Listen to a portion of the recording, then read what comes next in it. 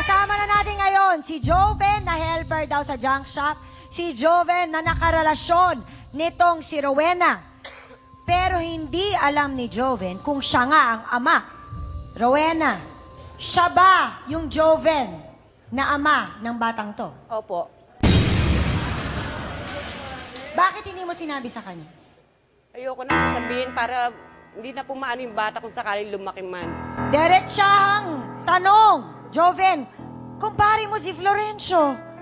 Bakit ka nagkaroon ng relasyon kay Rowena? Asawa ng kumpare mo.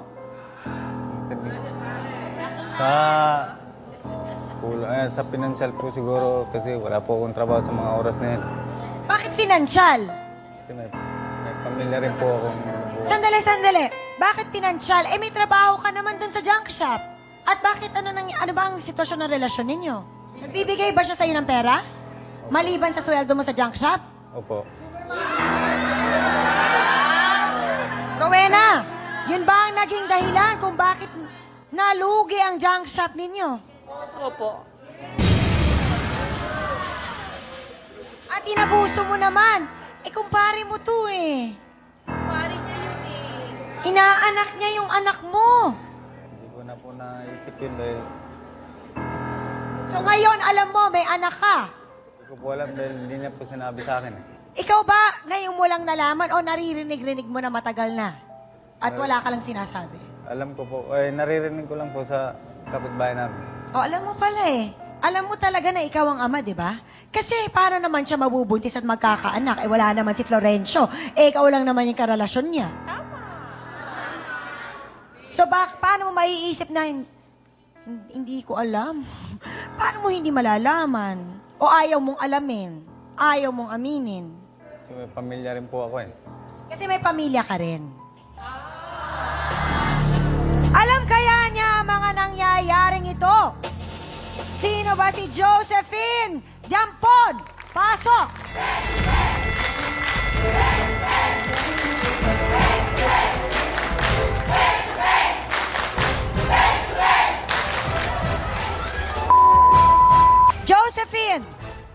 Josephine!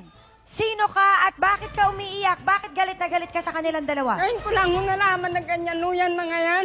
Sino ka sa buhay nitong si Joven? Asawa niya ho. Kasal kayo? Oo. So, hindi nyo nabalitaan, walang nagsabi sa inyo na... Nababalitaan ho ako pero Ano yung mga nabalitaan mo? yan nga sila nga daw ho. Hindi Pero ka naniwala? Di ako naniwala kasi wala pang prueba eh. Eh ngayon dito ho nalaman ko ho. Ngayon mo lang, napatotoo. Ngayon ko lang nalaman. So, ibig sabihin, hindi alam ni Joven na nandito ka ngayon? Hindi ho.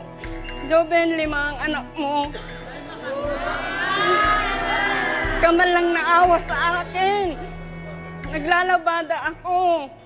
Alam ko nag-aano ka lang sa junk shop, pero iba pala yung gina-junk shop mo. Grabe ka.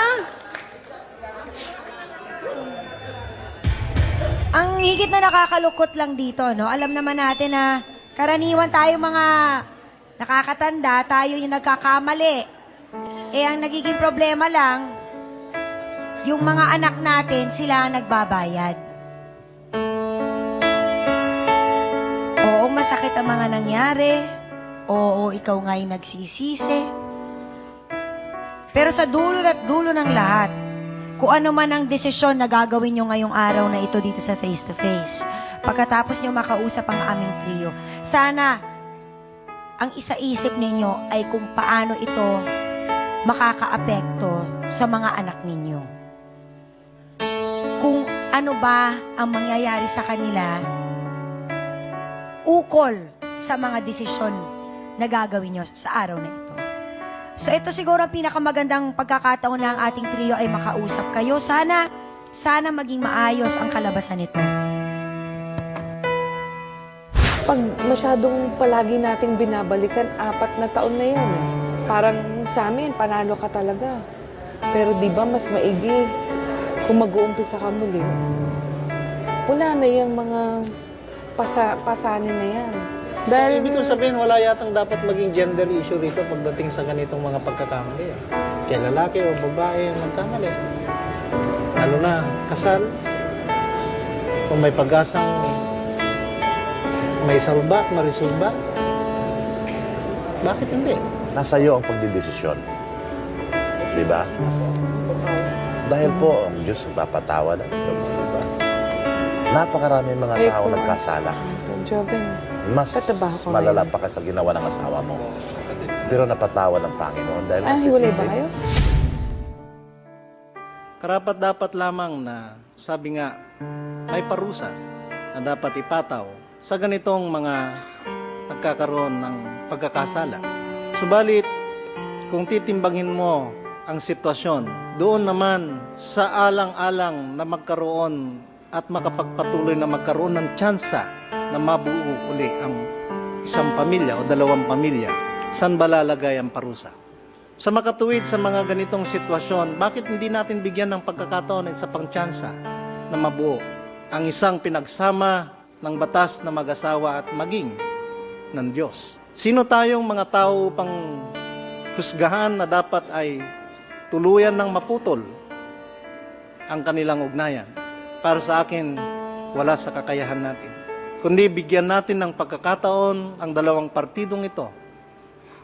Bagaman nagkasala, kung matututunan nilang ang kanilang kasalanan na ihingi ng awa at habag sa mga pinagkasalahan, sana naman ang mga nagkasala handang tumanggap ng awa at habag at pagpapatawad upang mabuo muli ang pamilyang nais ng lipunan at maging ng Diyos na manatiling dalawang pamilya. Yun lamang. Salamat po, Attorney. Doktora? Alam niyo, napakahirap talaga sabihin natin na magdidesisyon tayo na kaya nating patawarin kaagad ang isang tao, lalo pat ganitong mga klaseng problema ang kanilang hinaharap.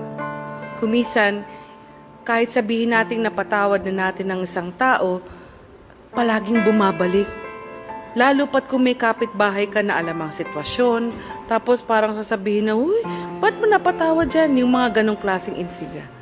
Pero naalala ko yung sinabi dito ni Mang Florencio, na binili niya dun sa panganay na, pag may nadinig ka, pasok dito, labas dun.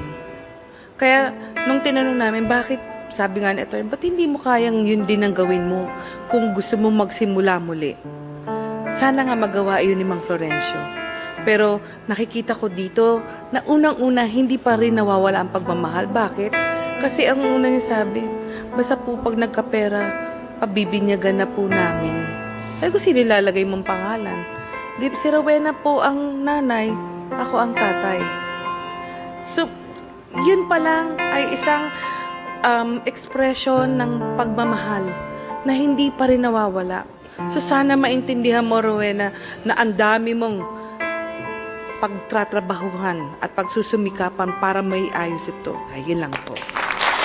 Salamat po, Doktora. Father? Pag-aasawa, kahit na nagkaroon ng lamat, ay magiging maganda pa rin dahil kayo nga ang gumawa ng pag-aasawa dito sa mundo. Ngunit ang Diyos po ang humubog ng pag-aasawang iyon sa langit. Kaya kahit na may lamat na, kahit na pangit tingnan ng pag-aasawa, ay gaganda pa rin kapag binibigyan ng pangalawang pagkakataon. Dahil po ang Diyos ay ang Diyos ng pangalawang pagkakataon. O kung nagkakasala uli, hindi lamang pangalawang pagkakataon, God is the Lord of third, fourth, fifth chances. So ibig sabihin, isang beses lang nagkasala itong si Rowena Florencio. Ganun na ang galit mo sa kanya. Pero kung manumbalik ang pag-ibig mo, kasi sabi mo hindi pa nawawala ang pag-ibig, di ba? Manumbalik ang lahat, ay mawawala na ang sakit nararamdaman mo sa dibdib mo at dito po sa isip mo. Dahil ang sakit na yun ay nasa isip lang at nandito lang sa loob. Pero ang tamis ng pagpapatawad o pagtanggap sa pagsisisi ng isa ay po na maitatak habang buhay. Salamat po.